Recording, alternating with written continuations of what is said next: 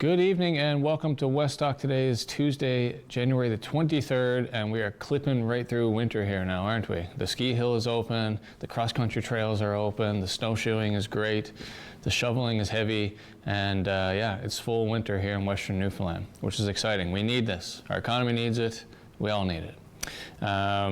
And now as well that New Year's is over, everybody's starting to make their plans for the winter, which means there's lots of exciting announcements about sports and concert events that are coming up through the next few months. One big thing right off the top is that this Friday, Saturday, and Sunday is the end of the season tournament for the Under-18 AAA Hockey League, and that's up at the Corner Brook Civic Center. Now, we are going to be broadcasting that live on Rogers Television, but we do want to encourage everybody in the community to get out there and buy that ticket and show some support in the house for the Under-18 players. It's sure to be some exciting fun hockey up there.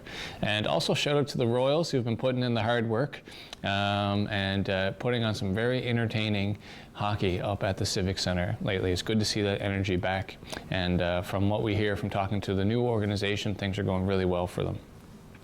Oh, another thing, recently announced one of the biggest parties of the winter, March 16th. Shanneyganock will be back for their big St. Patrick's Day celebration in Western Newfoundland, now at the Corner Brook Civic Center studio, which is a bigger venue that provides for more accessibility and, of course, more space for more people, which has been required.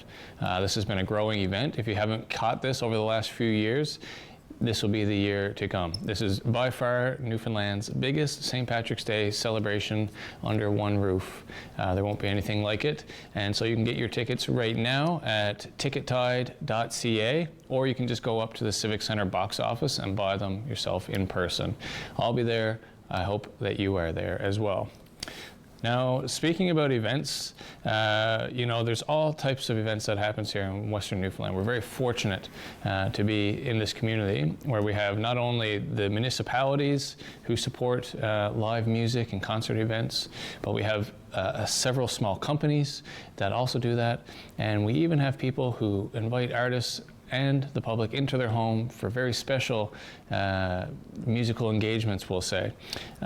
One that has been the most popular in our area over the last few years is a place in Pasadena called the Vinyl Garage. Now, especially last year, we started to hear a lot more about the Vinyl Garage on social media because of a little snafu involving the town, which is now resolved. But for years, musicians, artists from all over the country have been stopping into a house in Pasadena to perform live music, and that door has been opened for people who want to come in and support those artists. So more to talk about, more about this rather, is the man, the owner of the Vinyl Garage, Pasadena resident, educator, and friend of mine, Mr. Jan Stephen. Jan, thanks for coming down to the studio. Thanks very much for having me. Okay, there's so much to say about you, Jan, and the Vinyl Garage, but we only, of course, have 10 minutes here together. But just for a bit of background for the audience, we met when I was in grade 9 or 10, and you were just starting out then, only a few years in, I think, as a teacher.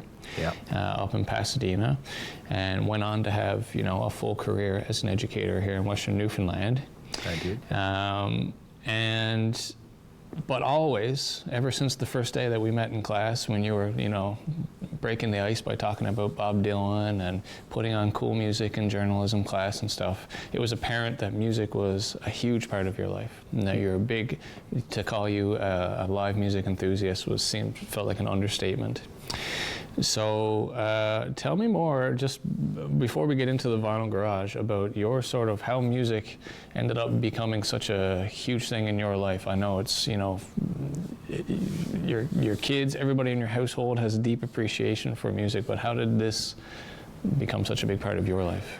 Well, I think my parents, there was always, there were always instruments in our house. It was always available if a child wanted to do piano lessons or guitar lessons. We had pianos, guitars, drums, all that kind of stuff. So it was, and there was always music on in my house when we were growing up. My parents were music lovers. I started to go to festivals as a young man, and that just turned into a summer vacation for me and my kids for probably about 20 years. And it continues now as my partner and I, Dafina, we like to go to shows and we like to go to live music events. So it's just been a passion. It's just been a passion because music, it's just one of the greatest things you can give to your children, I think, and it's just one of the things that is so important, the arts in general, but especially music, to all of us. So it's just something that grew, and I started going to festivals and collecting paraphernalia and meeting people, and lots of times you would meet them again the next year, like at the Dutch Mason Festival. I went there several times with my kids. Actually, you went with us one year as well. A very memorable experience. Yeah, yes, it was an awesome time. So that's just the way it is. You know, music to me is like sports is to some people and to some families, and it just grew. That's all, and continues to grow now with the Vinyl Garage. Yeah, so it's really just become a big part of your lifestyle, your travel, your you know, everything. Yeah. And so the garage, the space now known as the Vinyl Garage, for years before there was ever really live music happening in there, a lot of people around town knew of it as a bit of a pool hall. Yes, that's correct, yeah. Yeah, and so I remember the first time getting to go in there and being really astonished by not just the fact that there was a cool, you know, space with a pool table and whatnot, but kind of what I was seeing on the walls. And for those who haven't ever had the chance to step foot into the Vinyl Garage, explain the experience, if you can. Okay, well the room itself was intended to be a garage in the design of it. But they, instead of putting in a garage door, they put in some bay windows and turned it into a family room. Well, I ended up putting in the vintage pool table, which I bought from a guy up in the Patch in Pasadena when I first got there. It was set up to play pool, but as my kids and I continued to go to festivals, I started to collect things. So I've got lots of signed albums, I've got signed pictures, I've got things like a Buddy Guy guitar strap signed, stuff signed by George Thorogood, John Mayall, you know, the great British blues guy. So there's a lot of paraphernalia in there that's has the theme of music. And there's also some things signed in there, like the boxer Hurricane Carter has got a signed picture, you know, if you stuff like that, and it just helps to create this kind of vibe that I don't think you can get anywhere else. Yeah, it really helps. To me, I find it sort of separates the Vinyl Garage from a residential home, right? Like once you get in through that kitchen, you feel like you're no longer just in somebody's house. You feel like you're actually in, it's like an immersive experience. You're actually in some kind of like bluesy pool hall, right? Yeah, and kind of a retro place too, because the table is probably 60s vintage. I got a pinball in my kitchen now. Yeah. Right next to my antique motorcycle. So I am a collector of old things, and I love it when old things work. Yeah. You know, so the house, has a different vibe. Once you come past the porch, you kind of get the feeling you're somewhere different. Yeah, you're not in Kansas anymore. Yeah, you're not in Kansas anymore. So, you know, so here's the space. You've curated, you know, this wonderful collection of memorabilia and music, and you've put it in there. And then, you know, just to skip forward a little bit, you know, things started out pretty modestly in the Vinyl Garage. I remember the first show that happened there was with, you know, a fella who maybe was in high school or a recent grad at the time, Chris Osmond. He was my student from in Deer Lake, yes. So you decided to give him an opportunity to come in, open the door, and see who wanted to come listen. And as far as I remember, the Vinyl Garage that night was full, right? There wasn't a seat left in there. Yes. Now that was before you started knocking down walls and things. That's right. Yeah. It's before I took the wall down and made the stage. Yes, absolutely. Yeah.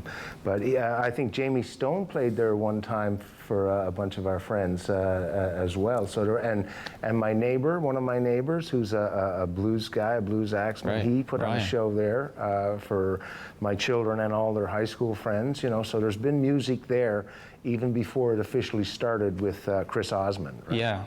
And then in more recent times, though, over the last, I don't know, 2-3 years, things have really seemed to ramp up. And now, you know, as great as it was to go in and see our friends and some local talent have this place to play and a place for people to come appreciate live music in Pasadena, now we're seeing like really heavy hitters, like substantial, notable artists from right across the country who are sniffing out the Vinyl Garage and now messaging you and saying, hey man, how do I get one of these shows in this place that I'm hearing about? So how did things get to that level?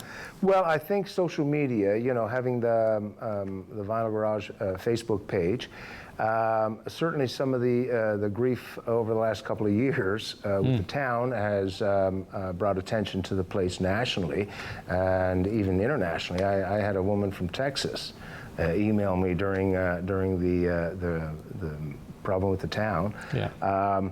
So people are reaching out. I mean, they get a comfortable bed for the night, so that's important. They got a place to stay.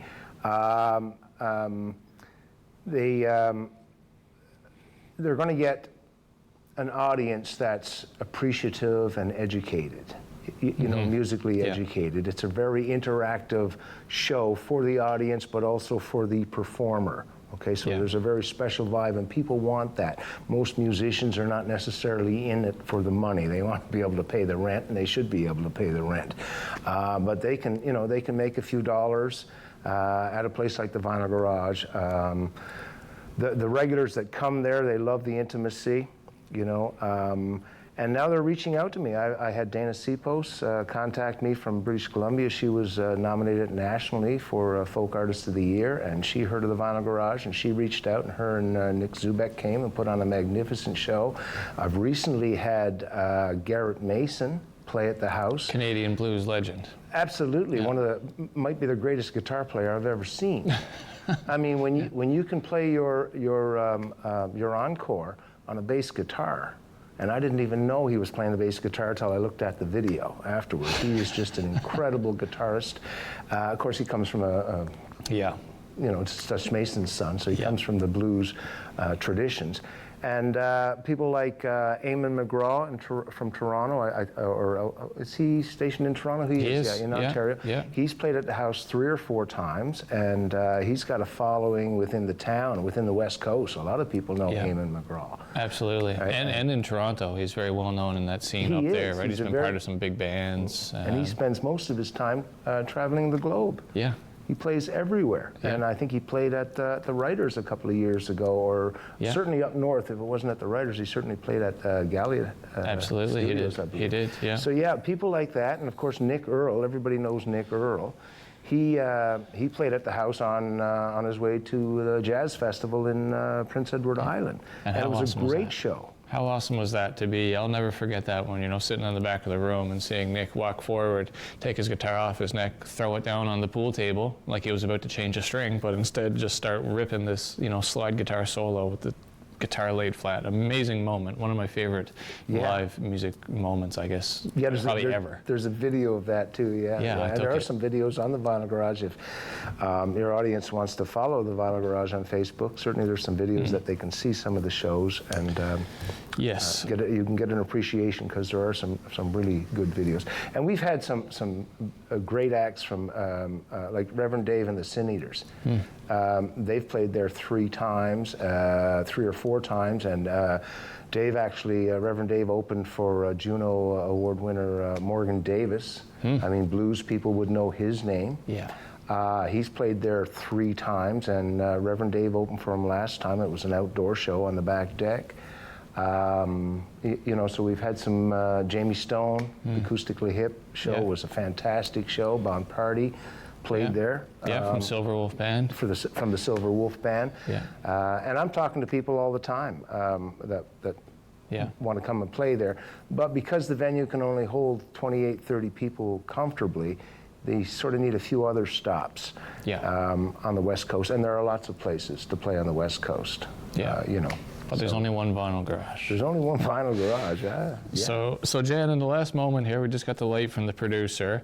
One kind of thing that we didn't get to touch too much on is, you know, And we don't need to harp on this because I already know this is pretty obvious what kind of guy you are when people wonder about what about letting strangers into your home and like how does this work and you just let people come on in or whatever.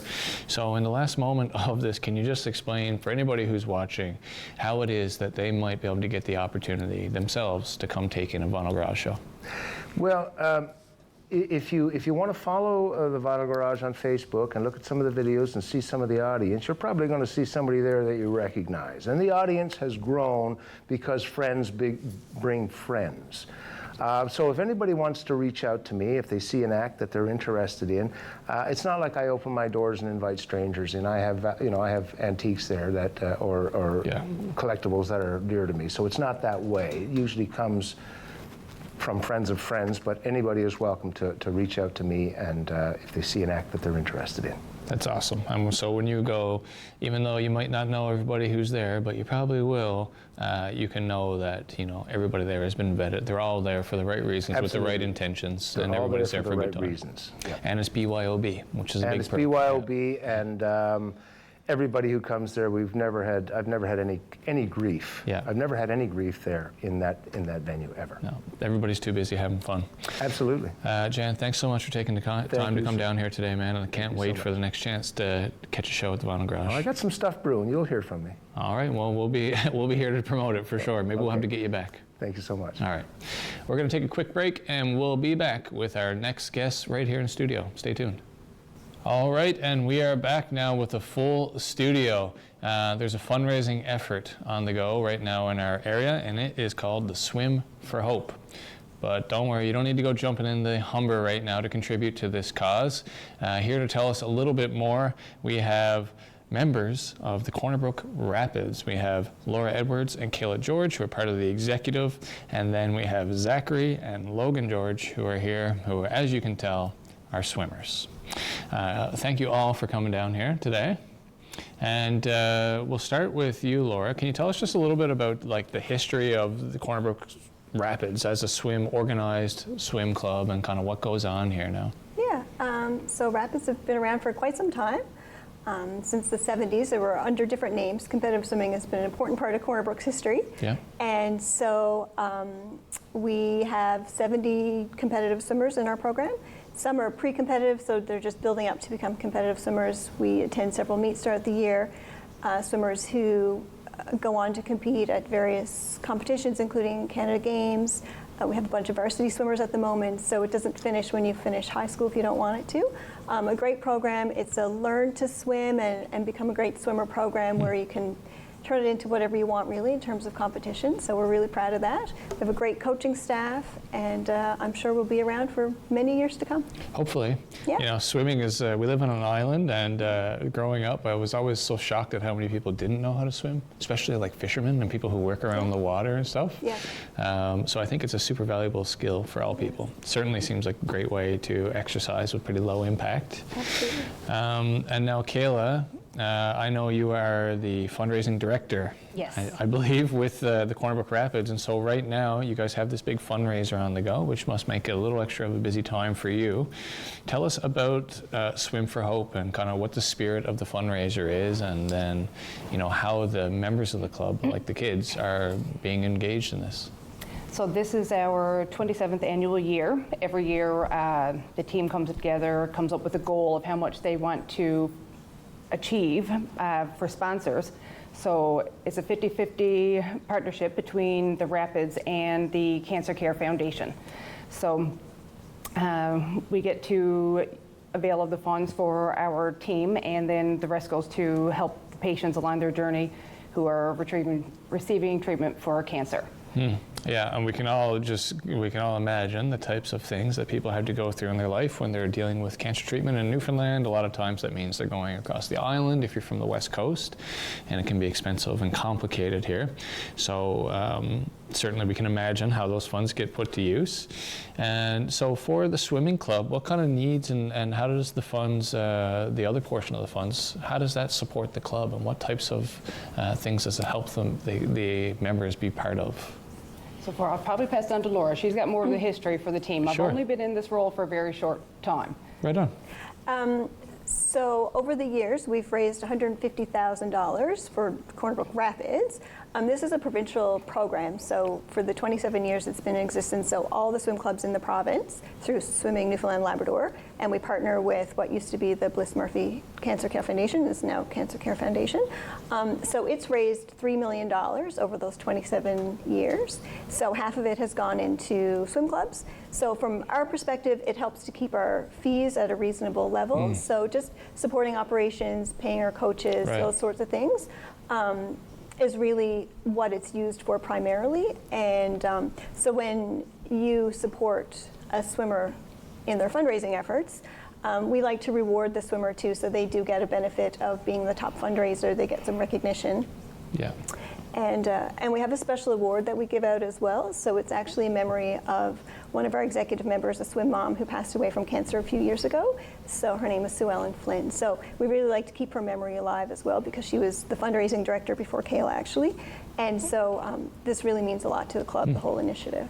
Yeah, and it's always good as well to get the young people out, in touch with the community and part of actively fundraising, right? Yes. And so, Logan, I understand that part of the fundraiser means that swimmers like yourself are now going out in the community, going out to grocery stores and things like that. Have you had a chance to go out yourself yet and do any of this hands-on fundraising?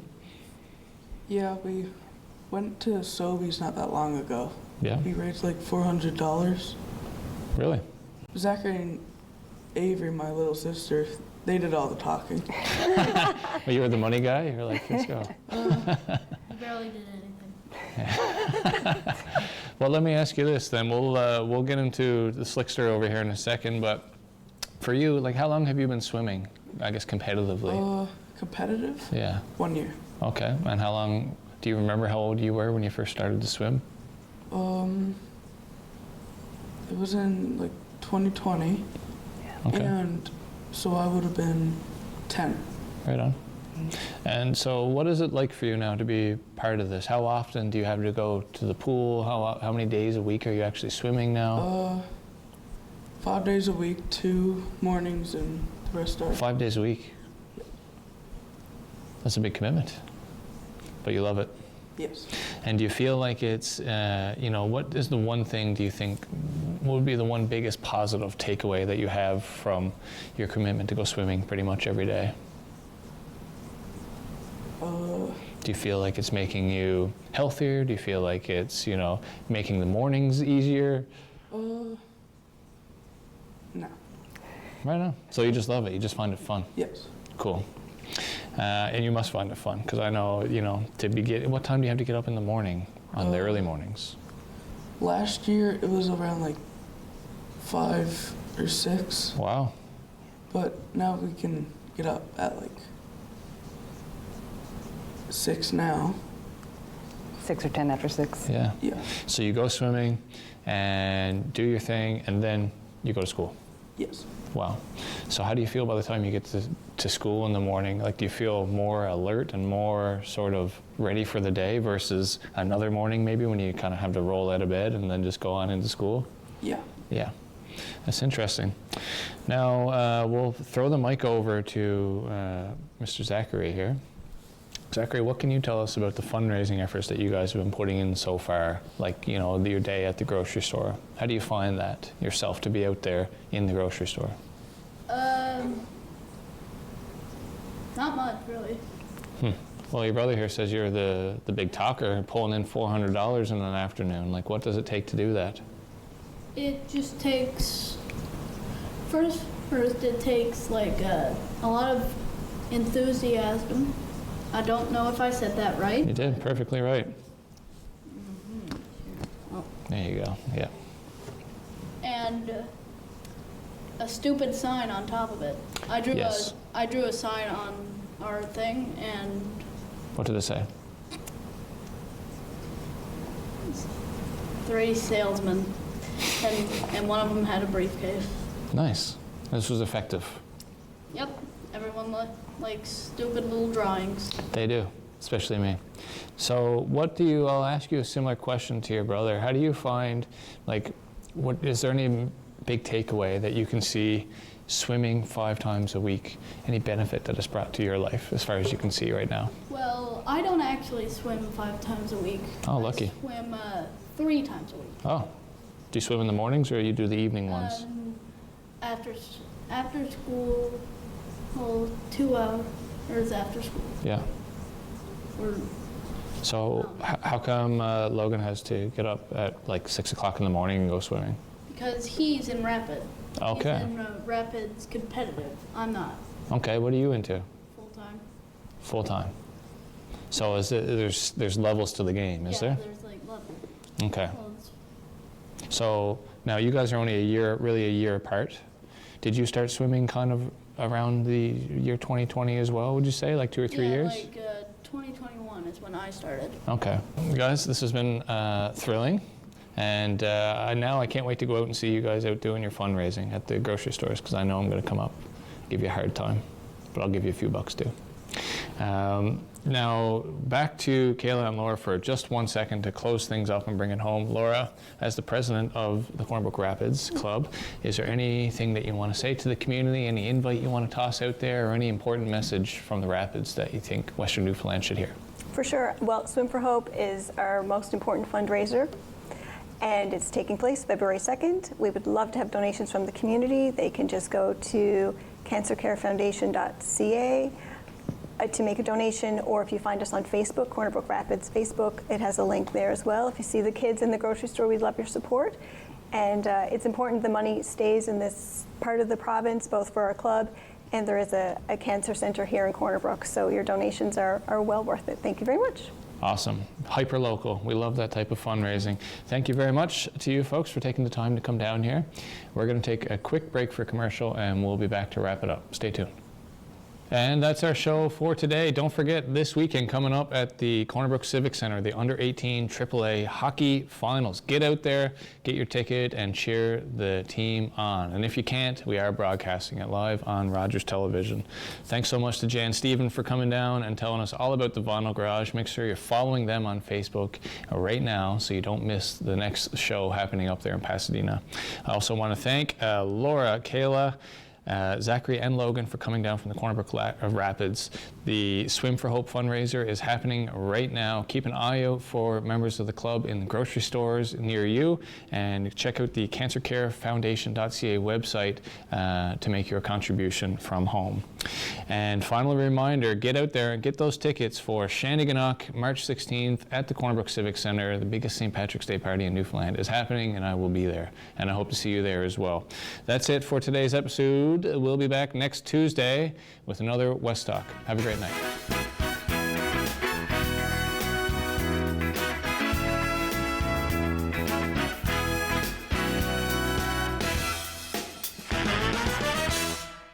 Provide feedback on this show or find out how you can get involved.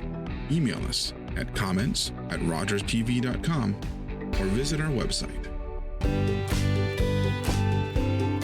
You're watching Rogers TV. Today, I helped a senior find transportation to an important medical appointment.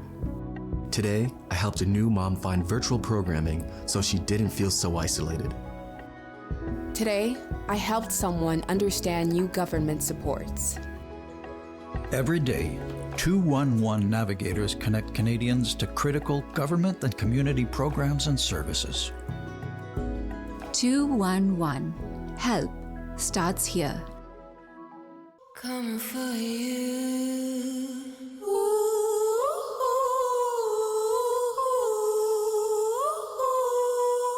Coming for you.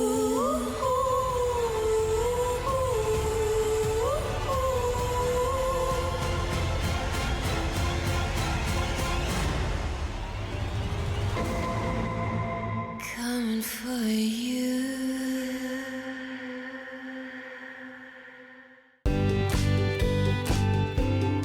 You're watching Rogers TV. These days at your local Legion, we're marching to the beat of a different drum. On a mission to support veterans, to have fun, and to welcome everyone.